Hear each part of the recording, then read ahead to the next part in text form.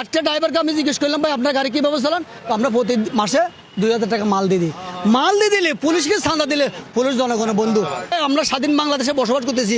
একবার করছে যে আমার ব্যবসা ছাড়া স্বাধীন, আবার করছে যে অমুকেরা স্বাধীন, আবার করছে ছাত্ররা স্বাধীন। ডেলি স্বাধীন হচ্ছে, কিন্তু স্বাধীনতা কোথায়? আমি একজন গার্মেন্টস শ্রমিকের মেয়ে 200 টাকা দিয়ে নেওয়ার কারণে আমাকে 2 দিন 2000 টাকা ইনকাম মুড়া দিতে হয়েছে, 4200 টাকা ফাইন দিতে হয়েছে। প্রশাসন ভাইরা বলতেছে কি ভাই আমরা জনগণের বন্ধু, জনগণের বন্ধু, কিন্তু জনগণের বন্ধু না জনগণের বল্টু।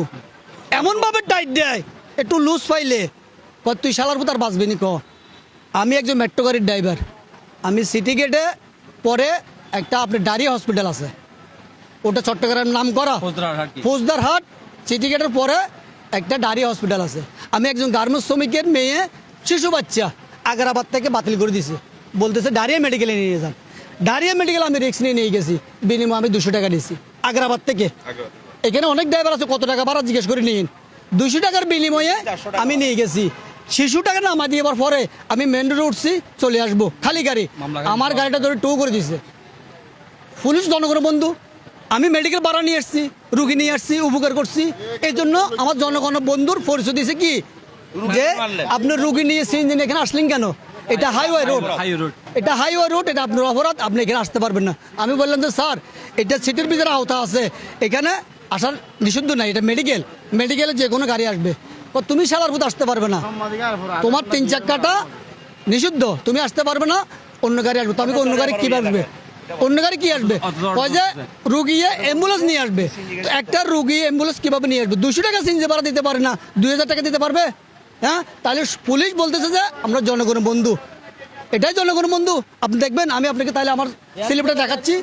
আমি যে 4200 টাকা ফাইন দিছি আপনারে, আমি বলতে চাই যে আমি যে 4200 টাকা ফাইন দিছি, কি কারণে দিছি? সরকার তো বলতেছে জনগণের বন্ধু, পুলিশ প্রশাসন বলতেছে জনগণের বন্ধু, সবাই বলতেছে জনগণের বন্ধু। আমার এখানে 4200 টাকা ফাইন করা হয়েছে কি?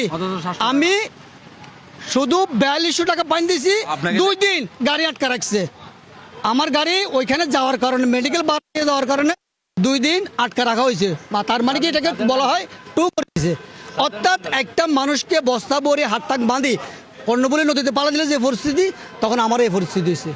তখন আমি কি করছি, আমার বন্ধু বান্ধব থেকে ধার করি, কষ্ট করে এই টাকাটা নিয়ে এই 4200 টাকা ফাইন দিয়ে 50 টাকা কম দিছি, বলতেছে কিন্তু বাইরেও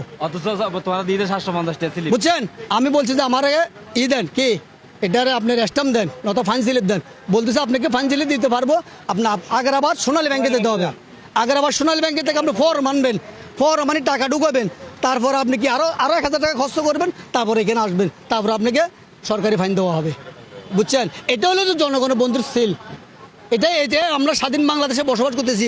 একবার করছে যে আমার ব্যবসা ছাড়া স্বাধীন, আবার করছে যে অমুকেরা স্বাধীন, আবার করছে ছাত্ররা স্বাধীন। ডেলি স্বাধীন হচ্ছে, কিন্তু স্বাধীনতা কোথায়? আমি একজন গার্মেন্টস শ্রমিকের মেয়ে 200 টাকা দিয়ে নেওয়ার কারণে আমাকে 2 দিন 2000 টাকা ইনকাম মুড়া দিতে হয়েছে, 4200 টাকা ফাইন দিতে হয়েছে। এটা জনগণের বন্ধু। আর ওইখানে একটা ড্রাইভারকে আমি জিজ্ঞেস করলাম ভাই আপনার গাড়ি কীভাবে চালান? আমরা প্রতি মাসে 2000 টাকা মাল দিয়ে দিই। মাল দিয়ে দিলে পুলিশকে চাঁদা দিলে পুলিশ জনগণের বন্ধু।